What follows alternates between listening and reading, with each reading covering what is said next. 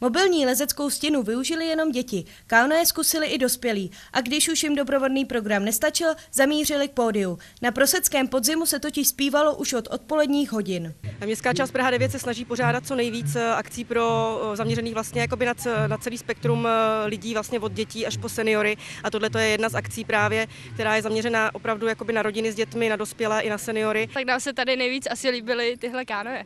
Taky se nám líbily ty lodičky. Tak teďka je malá tamhle na kanojích, tak to se jí líbí určitě. No. Zatím ty gumičky jenom. Se mi tady líbily hrozně ty gumičky. My jsme viděli akorát skákací hrad, ten se nám líbil a lodičky ty se nám líbily.